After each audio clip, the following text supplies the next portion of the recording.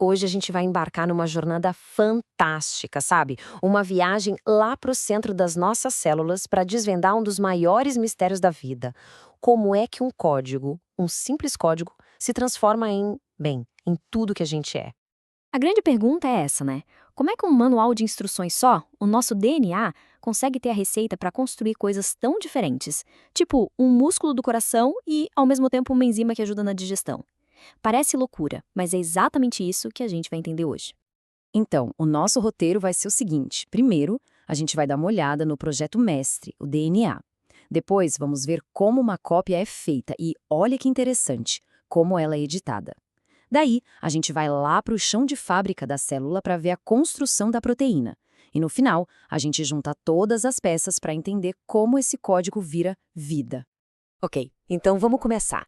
Pensa assim, o núcleo da nossa célula é tipo uma biblioteca super segura, sabe? E lá dentro está o livro de receitas principal para absolutamente tudo que a célula faz. Esse livro é o DNA. E o mais importante, ele nunca sai de lá.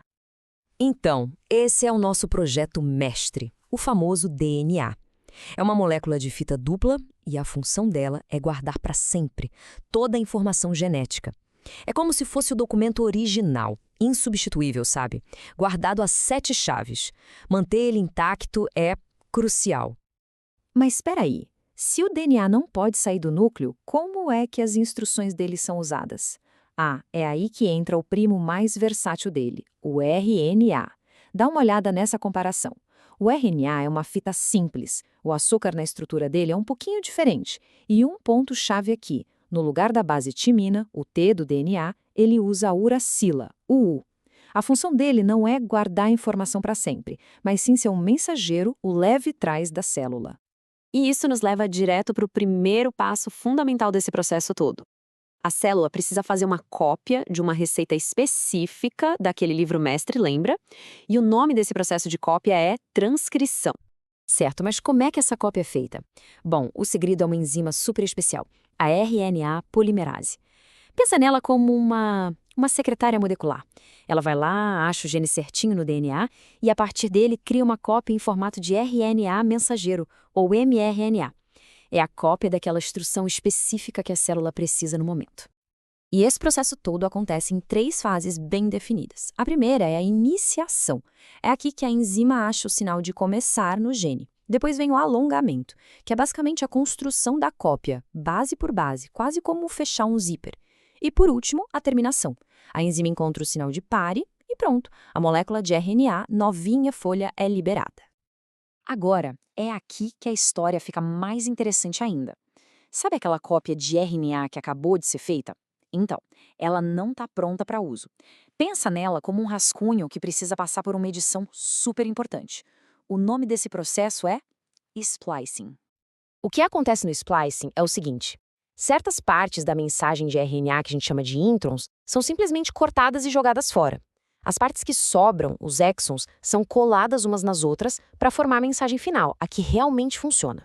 E quem faz todo esse trabalho de corta e cola é uma maquininha molecular incrível chamada spliceossomo. Para ficar mais fácil de entender, vamos pensar nos introns como, sei lá, anotações inúteis no meio da receita, sabe? Tipo, um rabisco, que não tem nada a ver com o prato final. Já os exons são as instruções de verdade, o que realmente importa. O splicing, no fundo, só faz uma limpeza no texto, deixando só o essencial.